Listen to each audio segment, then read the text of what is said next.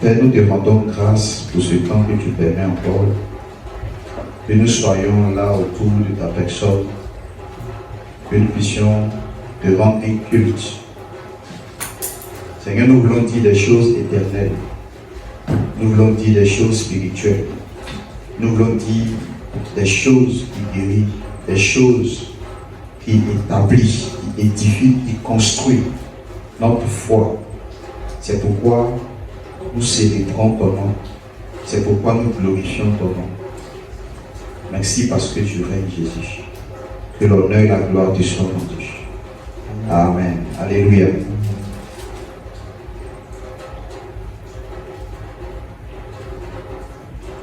Nous allons méditer ensemble encore sur la parole du Seigneur.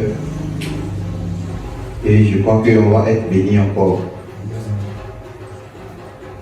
Aujourd'hui, je vais parler sur une doctrine essentielle encore, qui est la doctrine du pardon. Et puis, en même temps, parler de la sainteté. La doctrine de la sainteté et la doctrine du pardon. Je reviens à ces notions, ces petites notions, des enseignements, des petits enseignements, depuis lors on a parlé des distinctes doctrines. Si on ne comprend pas ces choses, notre vie chrétienne ne peut pas aller de l'avant. On ne peut pas combattre le bon combat de la foi. Et on va lire un passage dans le livre de Psaume, chapitre 11, le verset 3.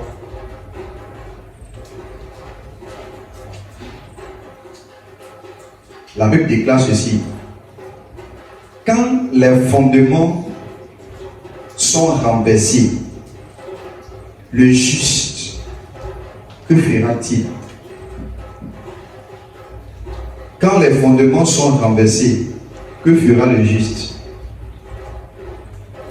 Il y a des fondements, lorsque ces fondements sont renversés, le juste va périr. Le juste, c'est-à-dire ceux qui sont convertis dans le Seigneur, ne pourront pas aller de l'avant. Parce que pour que tu puisses marcher avec le Seigneur, il a dit aussi que son juste doit vivre selon la foi. Or, la foi vient de la parole de Dieu. Romains chapitre 10, à partir du verset 17, dit que la foi vient de ce qu'on entend. Et ce qu'on entend, au fait, par rapport à la foi, c'est la parole de Christ, c'est la parole de Dieu. Donc, il faut que lorsqu'on commence avec le Seigneur, il y ait des fondements que nous puissions connaître afin que cela ne soit pas renversé dans notre vie. Parce que lorsque tu n'as pas connu ces fondements-là et que tu commences à vivre ta vie chrétienne, tu n'as pas de fondement en fait. Tes fondements sont renversés. Et ça fait que le juste que tu es, tu ne sais pas ce que tu dois faire. Le juste est perdu parce qu'il n'a pas de fondement. Et depuis lors, on est en train d'étudier certains fondements. Si tu les connais et que tu crois en ces fondements-là, ça va faire que ta vie chrétienne va être équilibrée. Tu sauras quoi faire lorsque tu es dans telle difficulté. Tu sauras qu'est-ce qu'on doit avoir ici. Lorsque tu es dans le temps, tu es dans le temps. Et on va aujourd'hui voir lorsqu'on parle du pardon des péchés. Qu'est-ce que cela signifie? Quelle est cette doctrine du pardon des péchés? Et lorsqu'on parle de la sainteté, ça signifie quoi? De la sanctification, toutes ces choses-là. On va voir ça aujourd'hui dans les Écritures. Et on va être abondamment béni par la grâce de Dieu. Donc, on va aller rapidement dans le livre de Ésaïe. Ésaïe chapitre 43, le verset 25. On va lire aussi Ésaïe chapitre 44, le verset 22. Donc au fur et à mesure, on lira pour venir.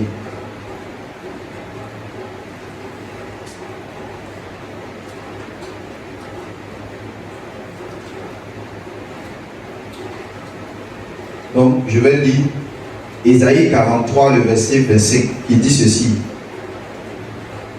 C'est moi qui efface les crimes pour l'amour de moi, et je ne me souviendrai plus de tes péchés.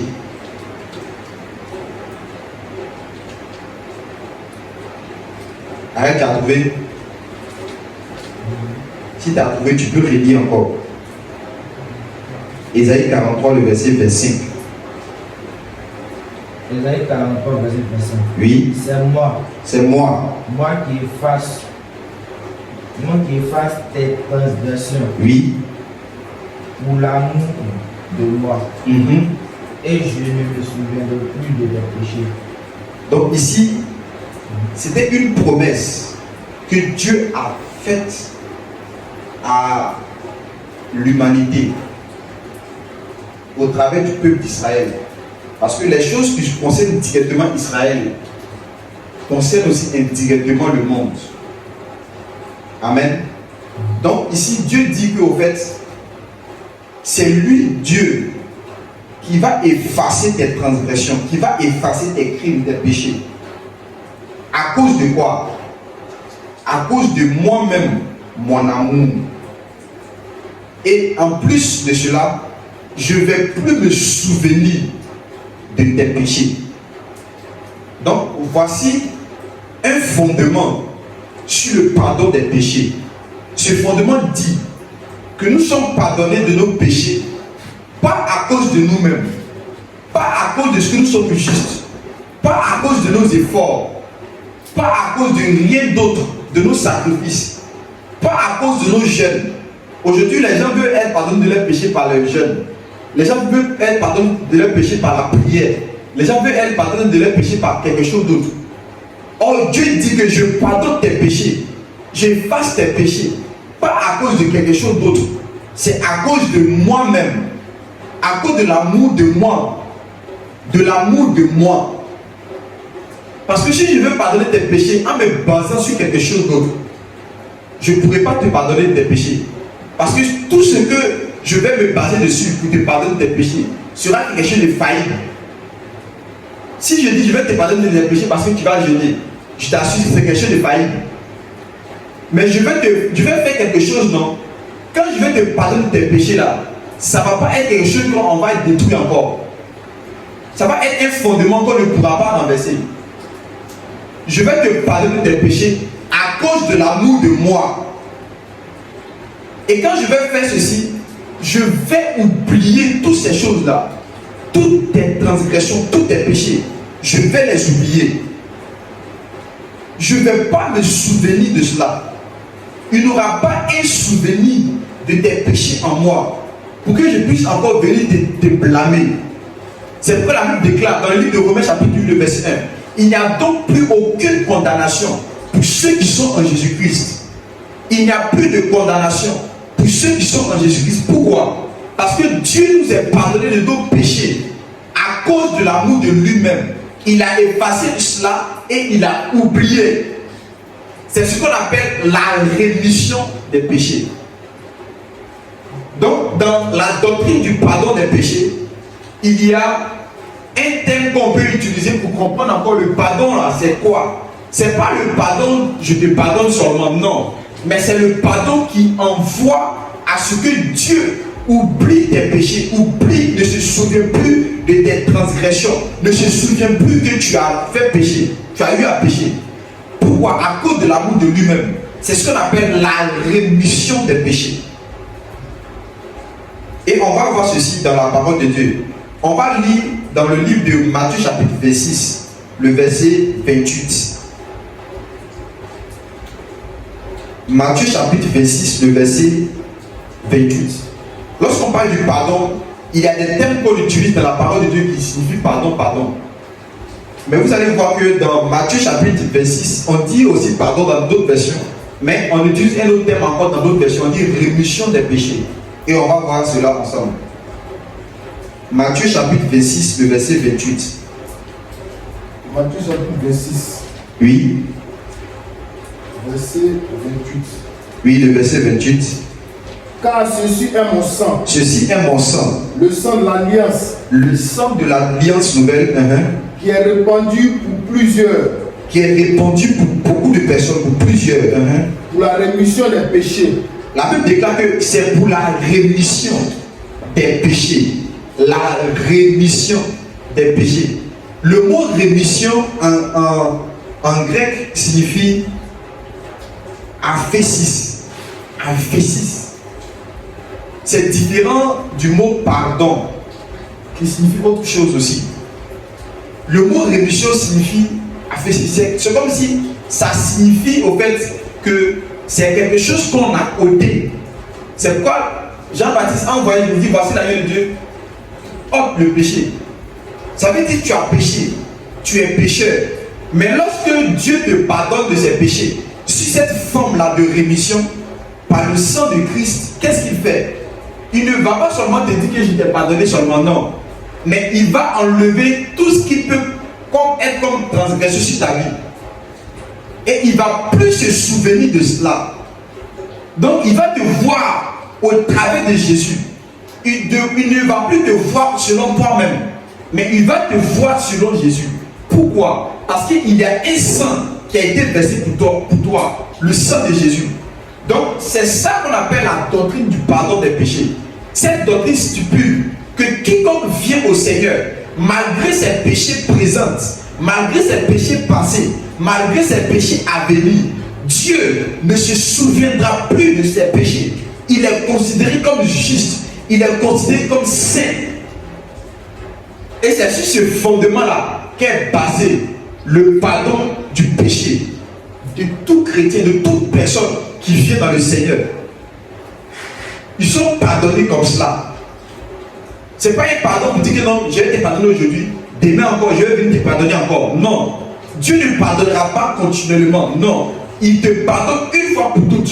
Et à chaque fois que tu viens demander pardon au Seigneur pour tes péchés, sache qu'il t'a déjà pardonné. Il t'a déjà pardonné avant que tu viennes lui demander pardon.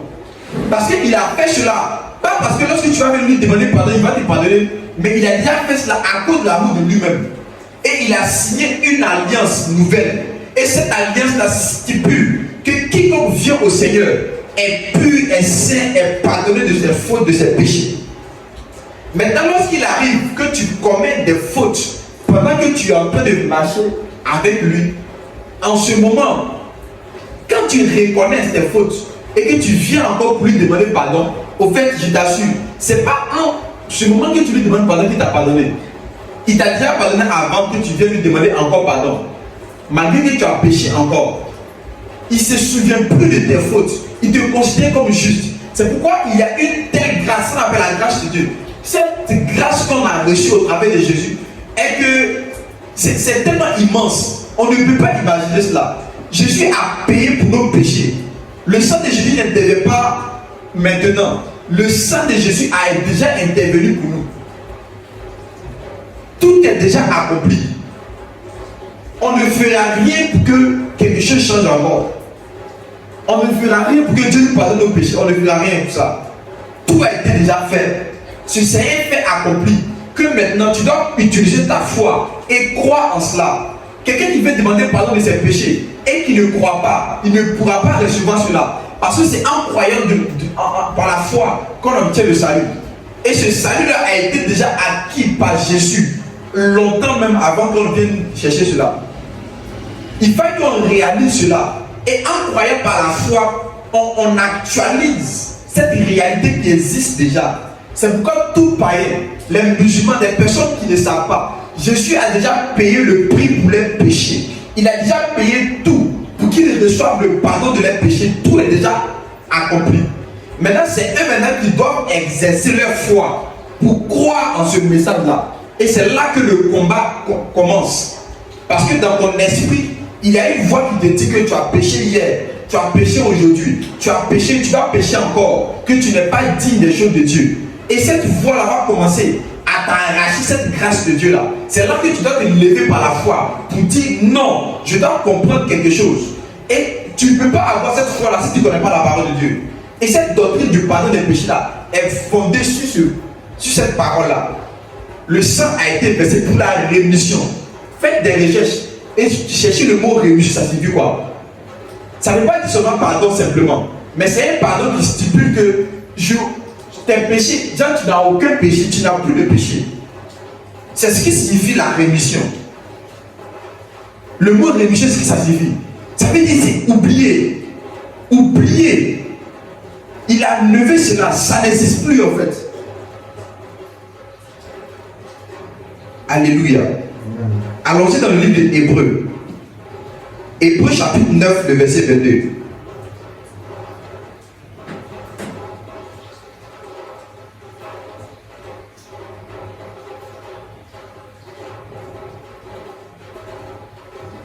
Hébreux chapitre 9, le verset 22.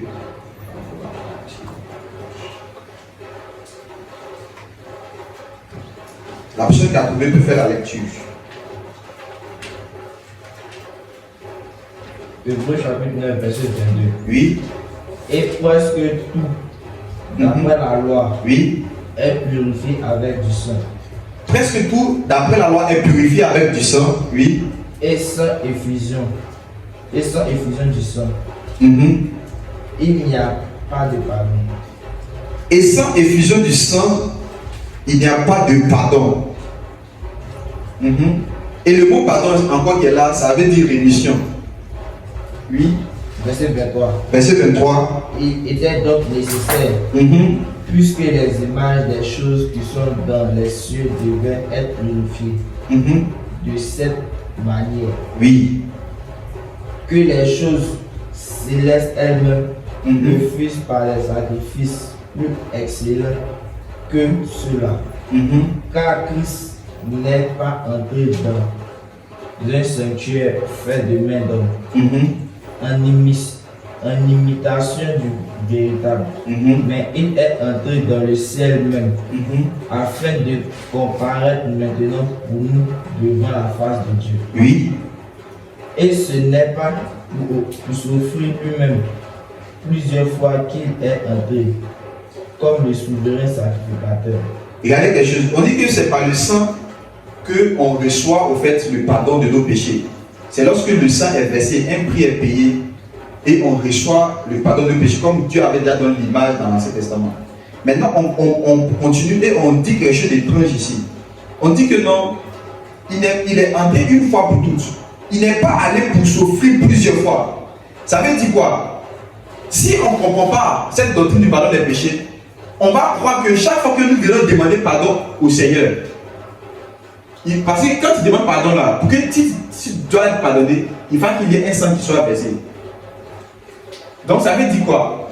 Si aujourd'hui j'ai fait quelque chose de mal et que j'ai demandé pardon au Seigneur et que le Seigneur m'a pardonné, si demain encore je viens lui demander pardon pour un péché, qu'est-ce qui va se passer? Il doit avoir encore un sang qui va être versé. Donc à chaque fois que je vais demander pardon au Seigneur, il doit avoir un sang qui va être versé. À chaque fois que je vais demander pardon au Seigneur, il doit avoir un sang qui doit être versé pour que je sois pardonné. C'est ce qui signifie cela. Donc si on ne comprend pas la doctrine du pardon des péchés là, on va croire que chaque fois qu'on demande pardon au Seigneur, il y a un sang qui est versé. Chaque fois qu'on demande pardon au Seigneur, il y a un sang qui est versé. Or c'est quelque chose qui est faux. Ce que Jésus a fait là, il a fait en sorte que non, il ne sauve plus plusieurs fois. Ça veut dire le jour où tu as accepté Jésus, ce jour-là, il y a eu quelque chose que Jésus a déjà fait il y a longtemps. Quand il est parti auprès du Père et il a présenté son sang sur le sacrifice, sur l'autel. Et tu as reçu le pardon, c'est fini. Maintenant, quand toi tu crois que vraiment cela a été fait pour toi, tu reçois cette réalité dans ta vie. Et lorsque tu demandes pardon au Seigneur, Dieu même ne te pardonne plus, mais parce qu'il t'a déjà pardonné. C'est toi dans ton esprit, comme tu ne connais pas certaines choses, tu es culpabilisé, donc tu souffres, tu as demandé pardon. Mais or, Dieu t'a déjà pardonné. Parce que si tu crois que c'est lorsque tu demandes pardon au Seigneur, puis il te pardonne, c'est que aussi, cela veut dire que lorsque tu demandes pardon au Seigneur, Christ doit mourir encore une fois. Or, il est mort une seule fois, il ne veut pas souffrir plusieurs fois. Parce que son sacrifice est tellement excellent que lorsqu'il s'est offert pour toi, Dieu a dit tellement que le prix est tellement grand. Au fait, je pardonne le péché de l'humanité. Je les pardonne pour une fois pour toutes en même temps. Et je ne vais plus me souvenir de leurs péchés. C'est fini. Pourquoi? Parce que ce sacrifice-là, c'est tellement fiable, tellement excellent, Amen, amen. Vous allez voir encore dans le livre d'Ésaïe chapitre 44, le verset 22, il dit, j'ai effacé tes crimes comme un nuage et tes péchés comme une nuée. Reviens à moi, car je t'ai racheté. Car je t'ai racheté. Car je t'ai racheté. Il n'y a plus rien d'autre. Nos prières ne peuvent pas devant Dieu nous faire pardonner nos péchés. Oh Seigneur, pardonne-moi, pardonne-moi, et puis te pardonne. C'est pas ça qui a fait qu'il va te pardonner. Non. Mais il t'a déjà pardonné pour quelque chose que Christ a accompli. Pour l'amour de lui-même. Et il t'a pardonné, c'est fini. Donc aujourd'hui, les gens pensent que non, c'est lorsqu'ils vont aller jeûner, lorsqu'ils vont faire 40 jours de jeûne, lorsqu'ils vont faire 21 jours de jeûne, lorsqu'ils vont faire 30 jours de jeûne, ils vont observer ces choses-là. Ils vont prier 5 fois par jour. Ils vont prier 3 fois par jour. Ils vont prier, ils vont faire certaines choses. C'est là maintenant que Dieu maintenant va les pardonner. Et après encore, lorsqu'il va se passer, ils vont pécher encore. Ils vont attendre un jour encore spécial. Ils vont aller prier encore. Dieu va les pardonner. Ils vont attendre encore fin d'année. Ils vont aller à l'église. Ils vont prier. Dieu va les pardonner. C'est pas ça. Parce qu'à chaque fois qu'il doit avoir pardon, c'est qu'il doit avoir le sang qui doit verser. Or, le sang de Christ qui a été versé là, ça a été présenté une fois pour toutes. Et Dieu a pris la résolution de ne plus se souvenir de nos péchés. Et c'est ce message-là qu'on doit avoir en nous. Et c'est ça même qui fait la fondation pour que maintenant ta vie de sanctification commence à démarrer. Parce que tu n'auras plus de culpabilité. Tu ne vas plus t'inquiéter en ce qui concerne le pardon de tes péchés. Pourquoi? Parce que tout a été déjà accompli. Et Dieu a pris la résolution de ne plus s'en souvenir de nos péchés. Donc, tant qu'on n'a pas encore eu la foi en cette parole-là, notre fondement n'est pas encore stable. Tant qu'on n'a pas encore eu la foi en cette parole-là, le diable va toujours trouver quelque chose dans nos vies. Et on va être culpabilisé en nous. On va se morfondre à chaque fois. Mais lorsque tu connais cet amour de Dieu qui t'a été manifesté, quand tu pêches, tu dis que non, c'est pas ma nature. Je dois me relever. C'est pourquoi la Bible déclare que le juge tombe 7 fois. Et 7 fois il se relève. On n'a pas dit on le pardonne 7 fois. C'est lui qui se relève. Et quand il se relève, là, il doit marcher toujours debout. Parce que c'est la position que Dieu l'a mise. Être toujours debout. Il ne doit pas se culpabiliser. Oh, j'ai péché. Dieu, pardonne-moi, pardonne-moi, pardonne-moi. Non. Mais il doit déjà comprendre cela. Dieu veut qu'il se relève. Et lorsqu'on parle de la repentance, ce n'est pas le fait d'aller se confesser. La repentance, ce n'est pas le fait d'aller demander pardon à Dieu. Le mot repentance en grec signifie métanoïa. Et métanoïa signifie tout simplement le fait de changer de mentalité. Quand tu pêches là, Dieu veut que tu changes de mentalité. Il ne veut pas t'accorder le pardon parce qu'il t'a déjà pardonné. Il veut simplement que tu changes ta mentalité. Qu'est-ce qui t'a amené à pécher?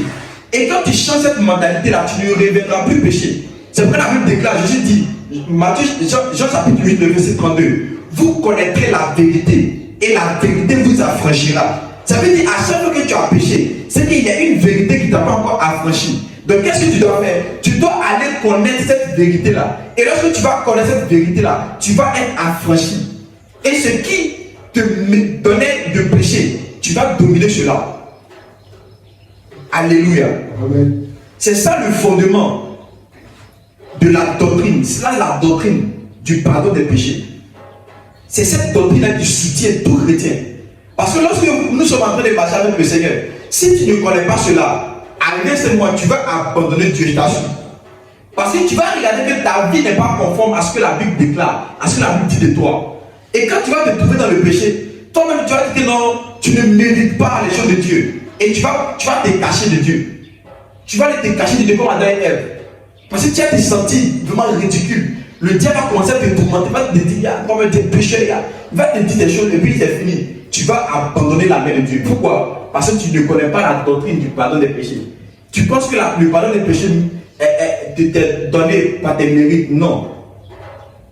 Le pardon des péchés t'est donné à cause de Jésus. Et si tu enlèves Jésus du pardon des péchés, tu es mort.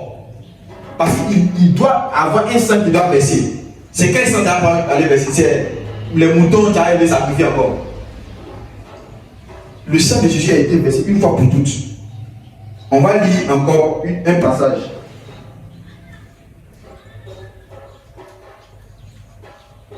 On va lire Actes. Actes chapitre 2, le verset 38.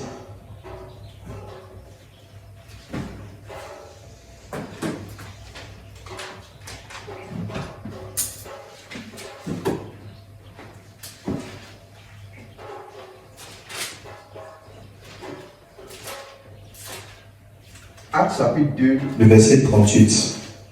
Acte chapitre 2, verset 38. oui. Pierre leur dit, Pierre a dit, répentez-vous Répandez-vous et que chacun de vous soit baptisé au nom de Jésus-Christ et que chacun de vous soit baptisé au nom de Jésus-Christ, oui, pour le pardon de vos péchés pour le pardon de vos péchés, et vous recevrez le don du Saint-Esprit. et vous allez recevoir le don du Saint-Esprit. Regardez ici dans ce verset. Il dit répandez-vous et que chacun de vous soit baptisé au nom de Jésus-Christ pour le pardon de vos péchés. Le mot pardon qui est mis ici, c'est le mot rémission encore. Lorsque vous répandez, la repentance, comme je l'ai dit, ce n'est pas le fait de se confesser, c'est différent de la confession des péchés. La repentance là, ça signifie changer de mentalité. Donc dans la repentance, il peut y avoir confession. Mais ce n'est pas parce que tu t'es confessé que tu t'es repenti. Et aujourd'hui, il y a beaucoup de personnes qui se confessent sans se repentir. Et c'est ce qui fait que non, il y a des choses qui ne marchent pas. Ils viennent dire Seigneur, j'ai péché, j'ai fait ça, pardonne-moi. Et puis c'est fini. Non, ça ne s'arrête pas là. Si tu as fait ça, tu t'es confessé, mais tu n'as pas encore fait la repentance. La repentance signifie changer de mentalité. Donc dans ce changement de mentalité, Seigneur, j'ai péché, j'ai fait ça. Ok, donne-moi un cœur nouveau pour que je ne puisse plus refaire la même chose. Pour que je puisse vraiment faire ce qui t'est agréable. Enseigne-moi tes voies. Je veux t'obéir.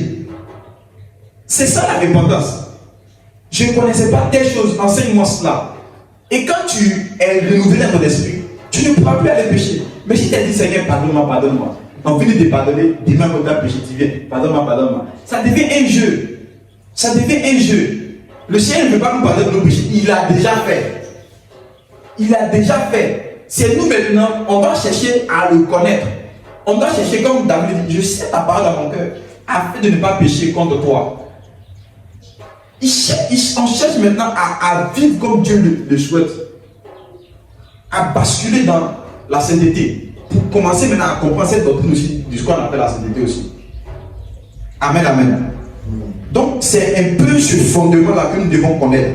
Donc lorsqu'il dit maintenant, répandez-vous et que chacun de vous soit baptisé au nom de Jésus-Christ pour le pardon de vos péchés, c'est-à-dire la rémission de vos péchés, et vous recevez le don du Saint-Esprit. Pourquoi? Parce que tout a été déjà accompli. Donc lorsque vous venez au Seigneur, vous vous répandez, vous vous baptisez dans le nom du Seigneur, vous allez recevoir le pardon de vos péchés. La rémission. Vous allez recevoir la rémission. On va lire Colossiens chapitre 1.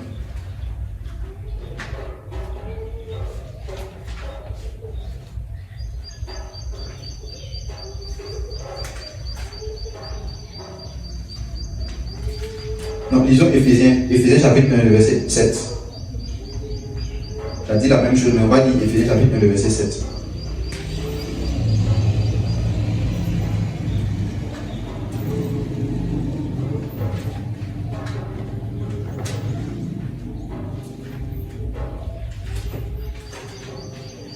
La Bible déclare ceci. En lui, nous avons la rédemption par son sang, le pardon des péchés selon la richesse de sa grâce, que Dieu a répandu abondamment sur nous en toute sagesse et intelligence. Il nous a fait connaître le mystère de sa volonté, le dessein bienveillant qu'il s'était proposé en lui-même. Donc en Jésus, nous avons la rédemption par son sang, le pardon des péchés, selon la richesse de sa grâce. En Jésus, nous avons le pardon. Le mot pardon, ici, c'est le mot rémission. C'est-à-dire en Jésus, il y a une œuvre excellente qui a été faite pour nous. Pour que Dieu ne se souvienne plus de nos péchés, comme cette promesse dans Ésaïe chapitre 43 qu'on a lu. On va lire encore Hébreu. Allons-y dans Hébreu chapitre 10.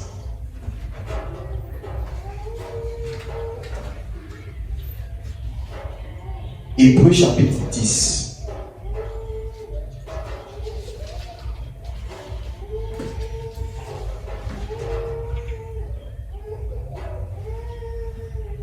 À partir du verset 10 par là, si quelqu'un en peut faire la lecture. Le chapitre 10, verset 10. Oui. C'est en vertu de cette volonté que nous sommes sanctifiés. Oui. Par l'offrande du corps de Jésus-Christ. Par l'offrande du corps de Jésus-Christ, oui. Une fois pour toutes. Est-ce que c'est plusieurs fois? C'est une fois pour toutes. Donc, voici aussi, donc on bascule un peu sur la doctrine aussi de la sanctification et de la sainteté. On dit, Dieu a dit que non, il ne veut plus de sacrifices, des holocaustes, toutes ces choses-là, parce que ce n'est pas agréable à ses yeux, ce n'est pas parfait. Donc il dit que quand je voulais dans un monde, tu m'as formé un corps, oh Dieu, pour faire ta volonté. Or, la volonté de Dieu là, c'est qu'il veut oublier tous nos péchés, il veut nous pardonner, non, et puis effacer toutes nos transgressions. Pour qu'il se souvienne plus encore de cela. Mais pour que cela soit accompli, il faut qu'il y ait un sacrifice parfait, quelque chose de parfait qu'il va accomplir. Mais il a dit que c'est de l'amour de lui-même. Donc il fallait que lui-même il vienne. Il fallait que lui-même il vienne pour accomplir quelque chose d'extraordinaire pour nous. Parce que Dieu était en colère contre l'humanité à cause de nos péchés. Mais il fallait qu'il y ait quelque chose qui vienne nous aider. C'est pour ça que vous allez voir que cette image est représentée dans Exode chapitre 3. Chapitre 3, chapitre 4. Lorsque il y a eu quelqu'un qui avait mis son enfant au monde, qu'on appelait Gershom, c'était Moïse. Et quand il a eu cet enfant, la Bible déclare que cet enfant n'était pas circoncis. Or, lorsqu'on parle de la circoncision, c'est le fait de couper le prépuce, de verser le sang, c'est une forme de conversion en fait. C'est une forme d'être converti au Seigneur, d'appartenir à l'Alliance, de rentrer dans l'aise avec Dieu. Donc, Moïse n'avait pas circoncis l'enfant. Donc, ça veut dire que l'enfant n'était pas rentré en alliance avec Dieu. Et c'est l'image du monde. C'est l'image de tous ceux qui vivent dans le péché. Donc, pendant que cet enfant était dans le péché, Dieu s'est révélé. Et Dieu était venu contre Moïse. Dieu était fâché pour venir tuer Moïse. Parce qu'il y avait comme le péché qui était là. Donc Dieu était en colère. Oh, c'est Dieu qui a dit à Moïse, va délivrer mon peuple. Et Dieu finit de dire à Moïse, va délivrer mon peuple. Et puis la nuit, Dieu vient attaquer Moïse pour le tuer. Lisez, vous allez voir. Il dit qu'il vient l'attaquer pour le tuer. Pourquoi? À cause du péché. Dieu était en colère. Et c'est comme ça qu'à cause du péché de l'humanité, Dieu était en colère contre les hommes. Et comment est-ce que Dieu voulait que cela soit résolu? Quelle était sa volonté?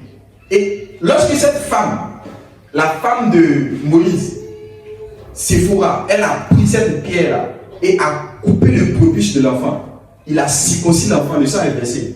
Et la Bible déclare que Dieu l'a relâché, Dieu s'est retiré. Ça annonçait ce que Dieu voulait faire au travers de l'humanité. Dieu était contre nous à cause du péché. Et à cause de cela, Dieu voulait nous détruire par le feu. Dieu voulait nous détruire au travers de l'enfer. Il voulait nous détruire. Il voulait que nous soyons égarés dans l'enfer. Nous mourons en enfer. Et il a voulu qu'il y ait un sacrifice qui soit fait. Et quand ce sacrifice a été fait, Dieu, la colère que Dieu avait contre l'humanité, Dieu s'est retiré. À cause de ce sacrifice-là. Amen, amen. Donc ici, on dit quoi? Il a fait cela une fois pour toutes. On peut continuer. Donc c'est en vertu de cette volonté que nous sommes sanctifiés. Par quoi? L'offrande du corps de Jésus-Christ. une fois pour toutes. Donc là encore, on est encore sanctifié une fois pour toutes. Et c'est ça, on va se baser encore pour parler de cette doctrine de la sanctification. Oui, continue. Et tandis que tout sacrificateur fait chaque jour le service et offre souvent les mêmes sacrifices Oui. qui ne peuvent jamais ôter les péchés. Verset 12. Oui. Lui, après avoir offert un seul sacrifice Sacrifice. pour les péchés, s'est assis pour toujours à la droite de Dieu. Il est assis pour toujours. Il ne va plus aller faire sacrifice encore. Il est assis là-bas. Oui. Verset 13. En attendant désormais que ses ennemis soient devenus un marchepied. Car par une seule offrande, Par une seule offrande, il a amené la perfection pour toujours. il a amené la perfection pour toujours. Ceux qui sont sanctifiés. Ceux qui sont sanctifiés. C'est ce que le Saint-Esprit nous atteste aussi. Oui. Car après avoir dit, Oui. verset 16, Oui. voici l'alliance que je ferai avec eux. Voici l'alliance que je vais faire avec eux. Après ces jours-là, Après ces jours-là, dit le Seigneur, dit le Seigneur, je mettrai mes lois dans leur cœur je vais mettre mes lois dans leur cœur. et je les écrirai dans leur Et esprit. je vais les écrire dans leur esprit. Il ajoute Il ajoute encore, au verset 17, oui, et je ne me souviendrai plus et je ne me souviendrai plus de leur péché de leurs péchés, ni de leur iniquité. ni de leur iniquité. Verset Oh. 18. Là où il y a pardon des péchés, Or, là où il y a pardon des péchés, il n'y a plus d'offrande pour le péché. il n'y a plus d'offrande pour le péché. Amen. On peut s'arrêter là. Donc, cette offrande que Christ a eu à faire là, il nous est sanctifié une fois pour toutes. Et ceux qui sont sanctifiés là, il les a rendus parfaits aussi. Donc, quand le sacrifice de Jésus a été accompli, là, il est parti s'asseoir. Or, les sacrificateurs, ils ne s'asseyaient pas dans le temple. Ils faisaient toujours le service. Mais il est assis pour dire que j'ai fini de travailler. J'ai fini d'accomplir. C'est pourquoi les sacrificateurs partaient toujours dans le temple pour offrir le sacrifice pour eux-mêmes les péchés et pour le péché des peuples, du peuple. Toutes ces choses-là, c'était de l'ordre des choses. Ce n'était pas parfait. Et quand Christ est venu, lui, il a accompli ça parfaitement. Et c'est ça. Quand tu commences à croire en ça, les gens pensent que lorsqu'on prêche sur ces messages comme ça autorise les chrétiens à aller pécher. Non.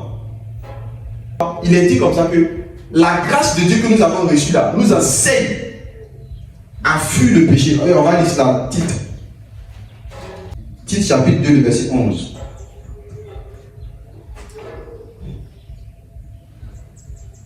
Chapitre 2, verset 11. Oui. Car la grâce de Dieu, Car la grâce de Dieu, source de salut source de salut pour tous les hommes, pour tous les hommes, a été manifestée. a été manifestée. Verset 12. Oui. Elle nous enseigne à renoncer à l'impiété Elle nous enseigne à renoncer à l'impiété et au convoitisme moderne et au convoitisme moderne. et à vivre dans le siècle présent Et à vivre maintenant selon la sagesse, selon la sagesse, la justice et la piété. la justice et la piété. Amen. Amen. Regardez, où les gens disent que non, quand on prêche le message de la grâce, ça veut dire qu'on autorise les gens à aller pécher. On dit que la grâce au fait de Dieu, source de salut pour tous les hommes, qui a été manifestée, elle nous enseigne à renoncer à l'impiété. Donc, lorsque tu comprends ce message que Dieu t'a déjà parlé de tous tes péchés, tu as reçu le salut et tu es né de nouveau, Dieu t'a déjà pardonné, que maintenant il faut marcher selon ce que Dieu veut. Quand tu vas recevoir ce message-là, que tu as déjà pardonné tes péchés, quand tu vas recevoir ce message-là, automatiquement dans ton cœur, si tu es sauvé, le seul désir qui serait dans ton cœur, c'est de dire, ah, qu'est-ce que j'ai fait comme ça? Et je dois maintenant marcher selon la piété. Parce que cette grâce-là ne va pas nous enseigner à vivre dans le péché. Ceux qui vont vivre dans le péché, c'est qu'ils n'ont pas reçu cette grâce. Parce que quand la grâce de Dieu est expliquée à deux personnes, un païen et l'autre qui reçoit le Seigneur, lui qui veut demeurer dans ses péchés, cette grâce va l'encourager dans le péché. Mais lui qui veut sortir du péché, cette grâce-là va l'aider à sortir du péché. Parce que lorsqu'il va entendre que non, il a été déjà parlé de tous ses péchés, c'est ce que les païens font. Quand on dit que non, Jésus est mort pour les péchés de l'humanité, il va dire, ah, c'est que nous tous là, on va être sauvés, on va aller au ciel. Et puis ils continuent toujours à pécher parce que quoi, ils se disent que Jésus a payé le prix. Maintenant, les chrétiens aussi, qui ont reçu cette grâce-là, au lieu de croire qu'ils sont sauvés, eux aussi se disent que comme ils ont péché, ils ont fait quelque chose de mal maintenant, c'est qu'ils n'ont plus droit au salut. Donc, c'est comme si les païens même, ils ont eu telle foi que les chrétiens n'ont pas. Amen. Or, ça doit être le contraire. C'est lorsque tu es sauvé, lorsque tu as reçu cela réellement, cette grâce-là, c'est là maintenant que tu reçois maintenant un enseignement de cette grâce-là pour te faire fuir le péché. Donc, en d'autres termes, si tu crois en cette parole et que tu ne fuis pas le péché, que tu aimes le péché, c'est que tu ne l'as pas encore reçu réellement. Donc, tous les païens qui se disent que non, le sang de Jésus va eux aussi leur donner le salut, malgré qu'ils n'ont pas accepté cette grâce-là, ils vont vivre dans le péché toujours. Ils se trompent eux-mêmes. Amen, amen. Pourquoi? Parce que eux, ils entendent cette parole-là, ils ne veulent pas laisser pour venir à Jésus. Ils veulent rester là-bas pour dire que non, cette grâce, ça n'a qu'à aussi être accordée à moi. Non. Mais il faille que maintenant, lorsque tu entends cela, étant païen, tu acceptes cette vérité-là. Et tu vas voir que ça va t'enseigner à fuir le mal. Tu ne vas pas te plaire dans le mal. Et nous maintenant, quand on a accepté cela, quand on est devenu chrétien, on va croire que Dieu a accompli cela pour nous. Il a effacé nos péchés. Il a eu une rémission du péché. Et selon ce qu'on a lu maintenant, le fondement maintenant de la sainteté, de cette doctrine de sanctification maintenant, on va voir cela maintenant. Et on va terminer par là. Amen, amen. Donc, par le sacrifice de Christ qu'on a lu dans Hébreux 10, nous avons été rendus parfaits. Nous avons été rendus saints. Il nous est sanctifié une fois pour toutes. On n'a plus rien à faire pour faire quelque chose d'autre. Donc maintenant, ça va constituer un fondement qu'on ne peut pas ébranler. Et maintenant, on va voir cela ensemble.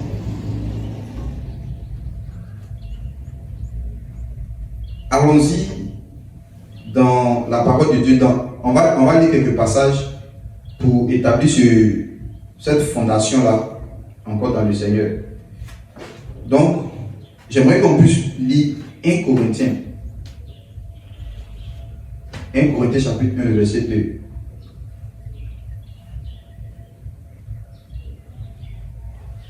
On va lire 1 Corinthiens chapitre 1, le verset 2. On va lire aussi 1 Corinthiens chapitre 1, le verset 30.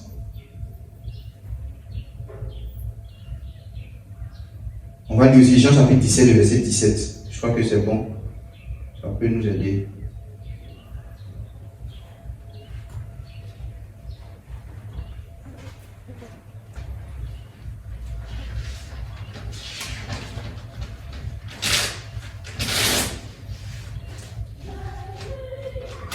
La personne qui a trouvé peut nous faire la lecture. 1 Corinthiens chapitre 1, le verset 2.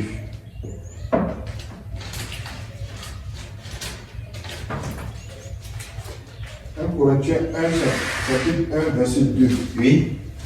À l'église de Dieu qui est à Corinthe, à ceux qui ont été sanctifiés en Jésus-Christ, Oui. appelés à être saints. Amen. On dit nous avons été sanctifiés en Jésus-Christ. Maintenant, on nous appelle à être saints. C'est comme ça. Tu dois d'abord recevoir la sainteté pour que tu pratiques la sainteté.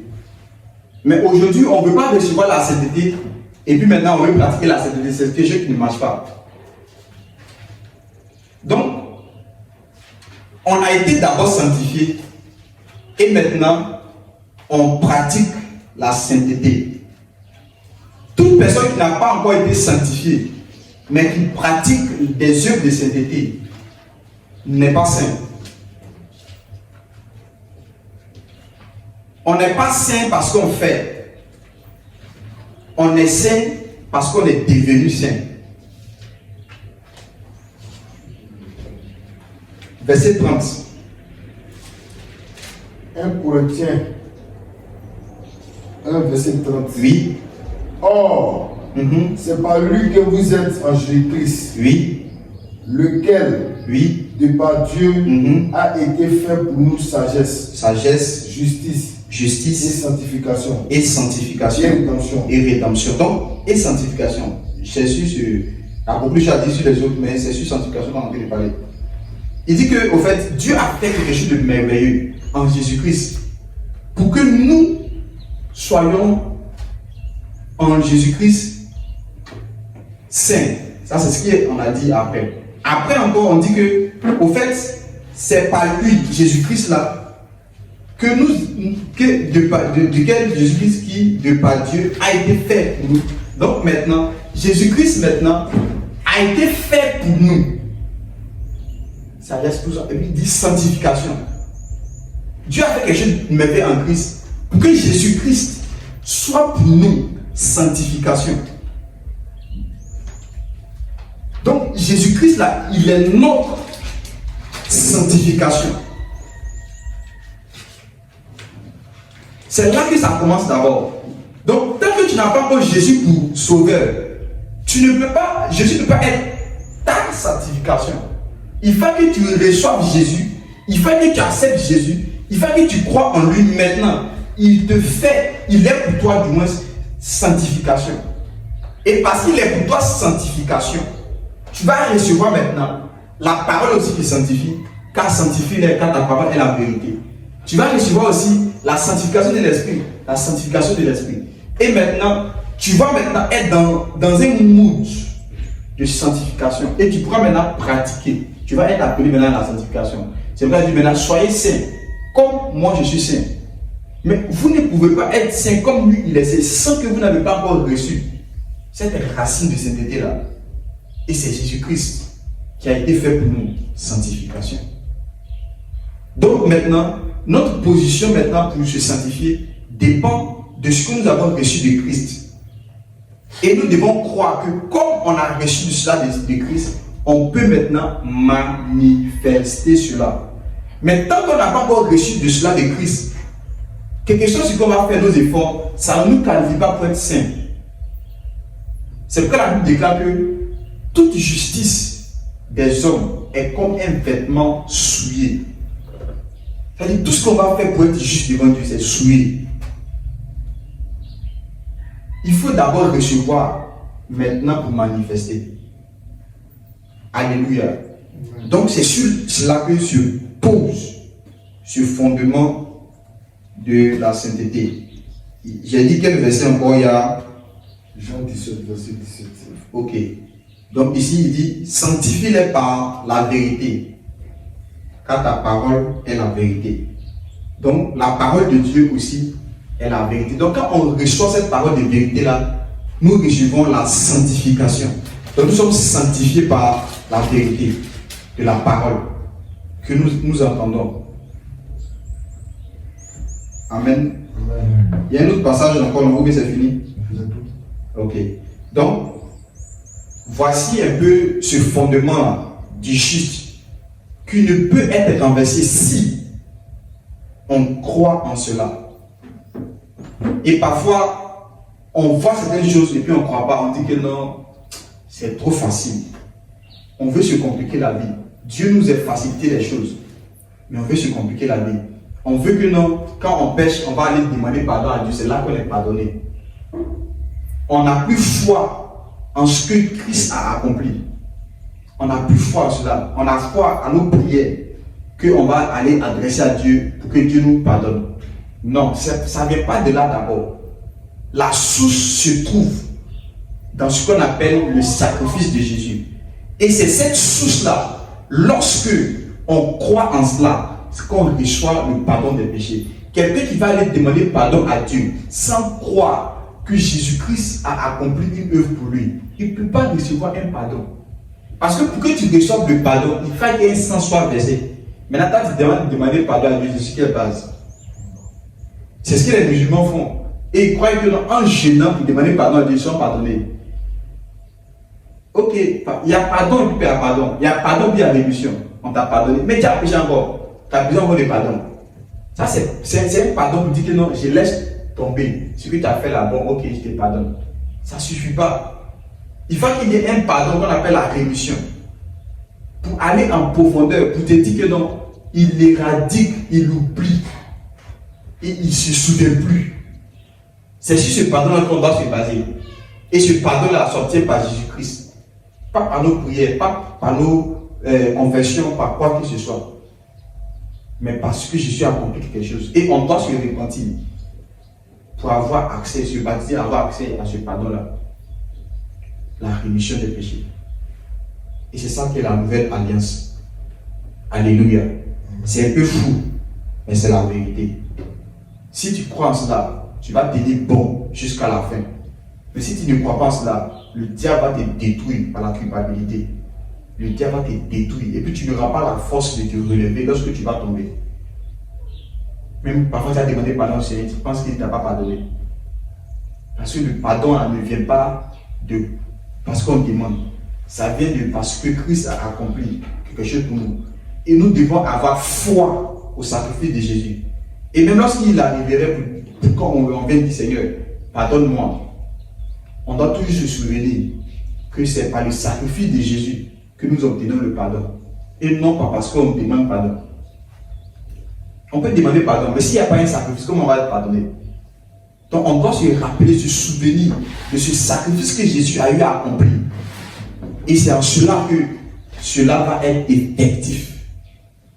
Il y a un sacrifice qui a été accompli. Et Dieu ne va pas envoyer Jésus encore pour venir mourir pour nos péchés. Ça n'existe plus. Il n'aura plus un sang qui va être versé pour un péché, un pécheur. Ça n'existe plus. Il a fait ça une fois pour toutes. Et c'est par la foi que nous obtenons le pardon de nos péchés même. Par la foi au sacrifice de Jésus. Pas par autre chose.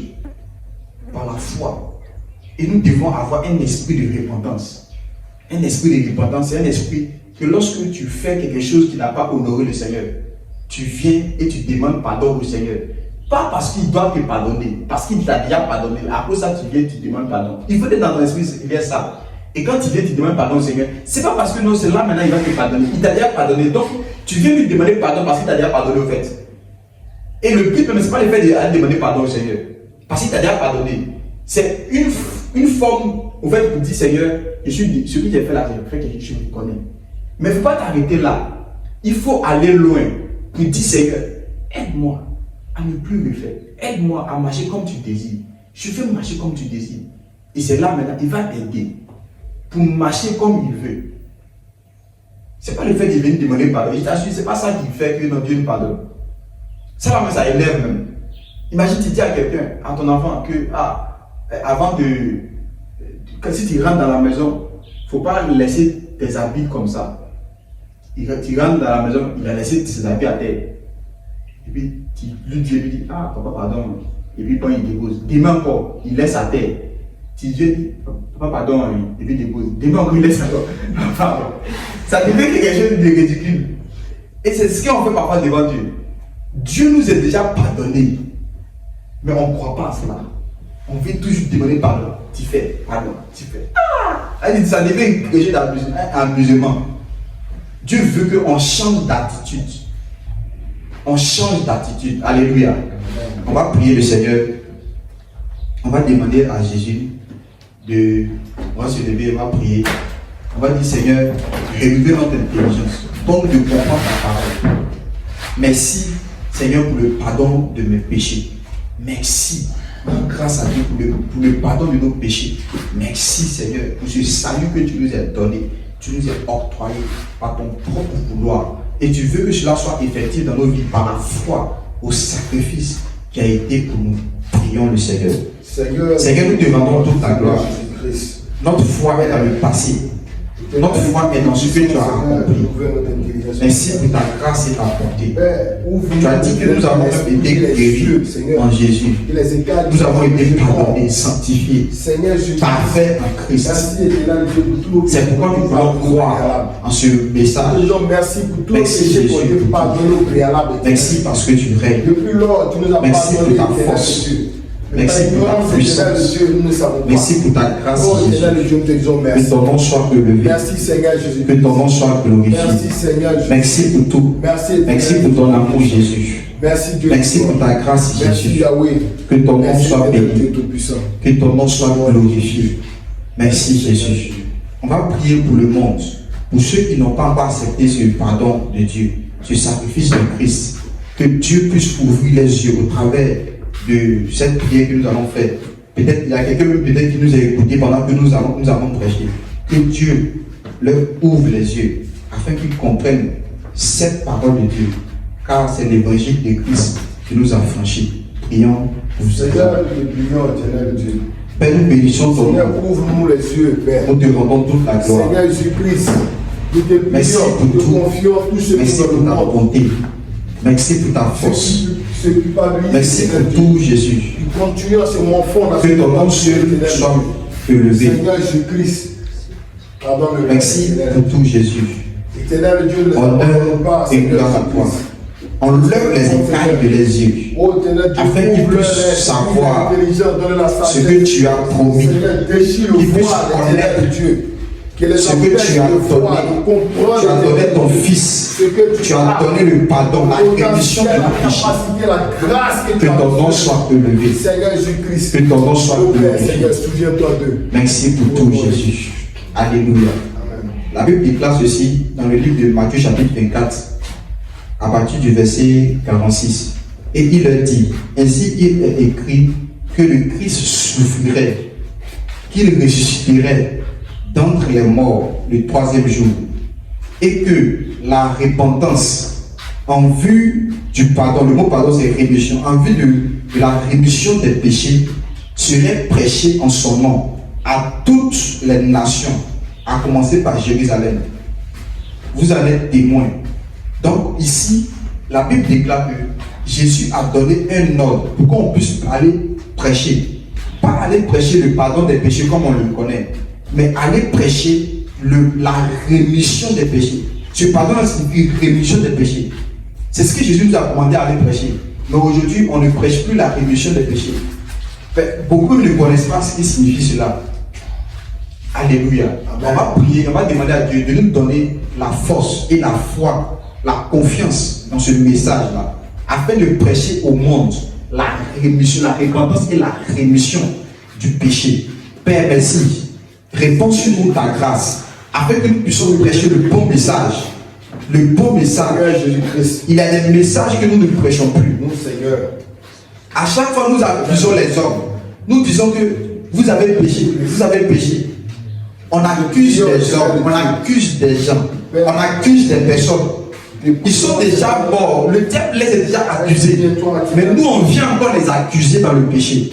Au lieu de les enseigner, de les prêcher la repentance et de les prêcher la rémission du péché. Seigneur, accorde à tous tes ministres encore de revenir à ce message. Lorsqu'ils vont se tenir dans les rues, lorsqu'ils vont se tenir dans les quartiers, dans les évangélisations, afin de prêcher le bon message pour la gloire de ton nom. Seigneur, merci pour tout. Merci pour ta volonté. Amen. Que Dieu bénisse sa parole. Amen.